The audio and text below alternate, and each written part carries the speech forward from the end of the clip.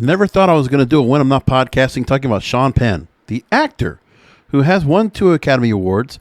He's done great movies. Listen, there's a lot of movies this guy has done that I've liked a lot. When I think about Fast Times at Ridgemont High, that's going back a while. So you get that, Bad Boys, Mystic River. I'm looking at the other movies he's done. Carlito's Way. He was in The Game, Gangster Squad, The Gunman. He most recently was in Licorice Pizza, which I haven't seen yet. In The Interpreter with Nicole Kidman. There's 21 Grams. Man, there's a lot of movies he's done. Jeez, a whole lot of stuff. Well, he's speaking out right now in a recent interview leading up to his promotional run for the movie Flag Day coming up in theaters. And he made some comments that definitely got people's attention. Men have become quite feminized, and cowardly genes lead them to wear skirts. Now, he talked to a newspaper and says, quote, I am in the club that believes that men in American culture have become wildly feminized. I don't think that being a brute or having insensitivity or disrespect for women is anything to do with masculinity or ever did. But I don't think that in order to be fair to women, we should become them. He also says to The Independent about clarifying the comments he made. He also would say this, quote, I think that men have, in my view, have become quite feminized. I have these very strong women in my life who do not take masculinity as a sign of oppression toward them. There are a lot of, I think, cowardly genes that lead to people surrendering their genes and putting on a skirt. So we could talk about Billy Porter. We could talk about Harry Styles as some of the stars that have donned a skirt, modeling for Vogue or whatever other magazines out there. Penn mostly was in a movie Licorice Pizza that I made mention of that. Let's talk about the interview he did with The Independent and what he said, because there's more to it that he also talked about, which I just thought, at this point of his career, 61 years old, he's done everything. He's won Academy Awards. He's done everything he wants in Hollywood. So he can move along what he wants. And he has explored masculinity in his career many times, going back to Bad Boys in 1983, where being top dog, whether through guile or violence, was all that mattered. He also explored gender roles and relationships in the underrated romantic drama She's So Lovely, and won his first Oscar for Mystic River as a former criminal trying to cope with his daughter's death, and second for being portrayed as San Francisco's first openly gay mayor, Harvey Milk.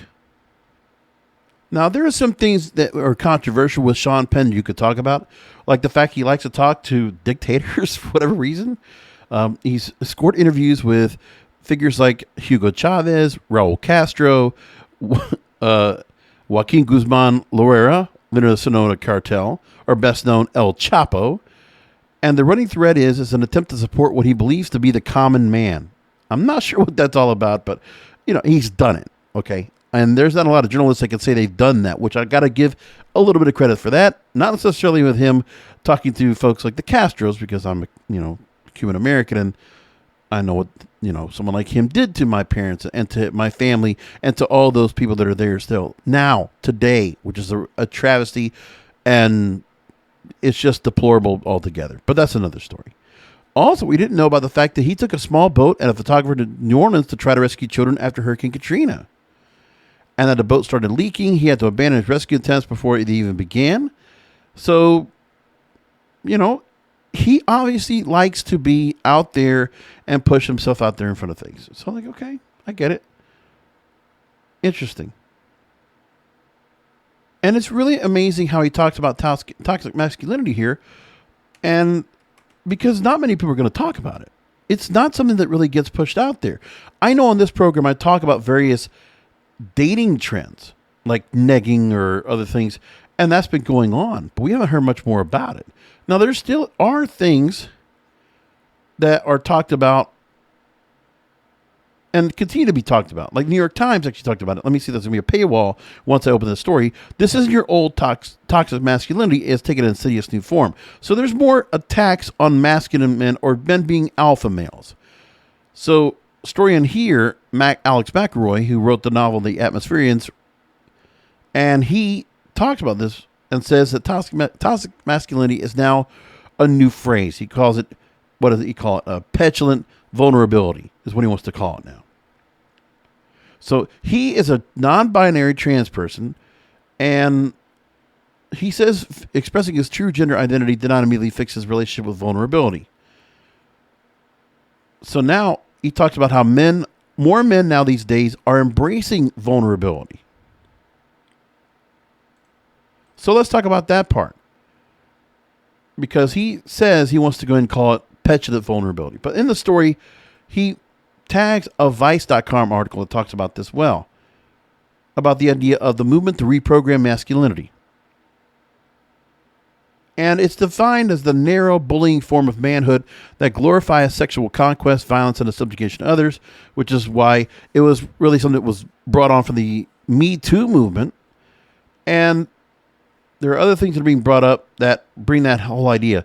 And that there's now a thought of progressive masculinity. And that it's about being in touch with your emotions and not being afraid to be vulnerable. Another person that talks about progressive masculinity is Stephen Hicks, who has created a program called Rethink Masculinity. He co-directs it. He says, quote, "It's asking for help when you need it, showing up, taking accountability, and doing the emotional labor to support the communities and people whose hard work you've benefited from. It's realizing you're not entitled to anyone's body or time, understanding consent, and affirming the richness of personhood, diversity, and masculine expression." So basically, forgive and just undo your biological progress of how you were born to be and be somebody else. That's what they're saying. And with this whole thought of progressive masculinity, all I hear now is that it's exactly what Sean Penn's saying. It's those kind of classes that are saying that that's where guys are. And just to be fair, I mean, Sean Penn, respected actor in Hollywood. And for the most part, he just feels like, you can still be a man, but there is a point where guys, I understand where there was one book I read that, they talk about, how sexist comments and how there can be many women that feel that it's very offensive on some of the comments and some of the language that's being used by men when they're amongst each other in a very fraternistic type of feel, or when they're amongst women and they decided to go and do catcalling, or they just, they talk about a woman's body and they objectify her. I get it. Okay. But either which way, what he's saying here is what I agree with. Because American culture, men are being feminized.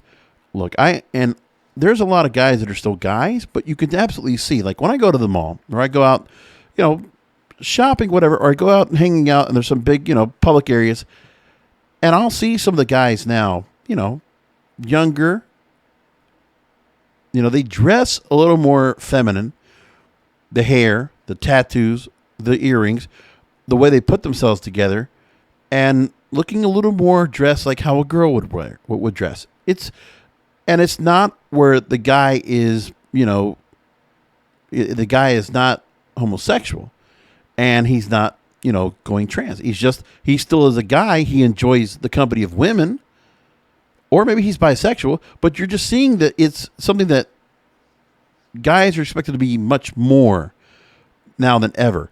And also because of the fact that where some girls, you'll see that that's why some girls are not pulling the trigger on a guy that they're interested in, because the guy doesn't have masculine traits. He's not, hunter-gatherer, provider. He doesn't show strength. He doesn't show safety. He doesn't show security and confidence. And those are the traits that are masculine that should be incorporated into a man with respect to women, with a great respect, a love, an admiration for women. That's what we should have. And that makes a lot of sense to me. Now, one thing that was being mentioned was that his daughter, Jennifer, was also sitting there during the press junket, and she was quiet, staring into space. Because, the daughter probably is a little bit, is not in touch with what her dad's saying. But I think what he says, there's a lot of guys like myself that can understand that. I don't think that being a brute or having insensitivity or disrespect for women is anything to do with masculinity or ever did. Correct. That's just guys being, they're just being aloof. And it's also kind of like this whole, competition kind of feel to it, which I never really played into myself. Having like one up over their other friends, and they're going to talk like a certain way around, guys, because you got to do the guy stuff or whatever. And you got to talk this way about girls when you're hanging around with guys. Yeah, it's like the strip club mentality, which I don't really subscribe to myself. I get that part. But he says it real quickly. I don't think, to be fair to women, we should become them. Because we don't need to become feminine as men. We need to be more respectful, which is what every woman's asking for us to do now. And I understand that part. So that's one thing we need to be better at. But that doesn't mean we need to start, finding our feminine side. We're not Mel Gibson in what women want. Okay, don't think that way. You're not going to get more in touch with a woman. You're not going to get closer to a woman. You're not going to get anything like that with a woman, thinking that you're going to go and, tap into your feminine side. It's not going to happen. Now, if you are on your feminine side, that's just because that's a biological thing where you feel like, that maybe that's what you feel because that's just a part of you. Now, for men that want to stay men, don't feminize yourselves. But if you feel like you are exploring your body, exploring your sexuality, then okay, that makes sense. But for guys just that are, heterosexual, cisgender, they want to just go ahead and be with women. Respect women of all shapes, sizes, creeds, cultures, colors.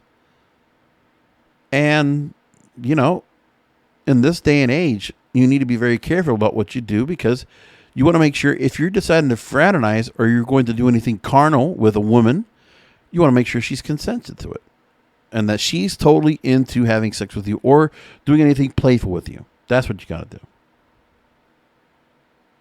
So there we go. I'm going to leave it there, and I will talk to you next time.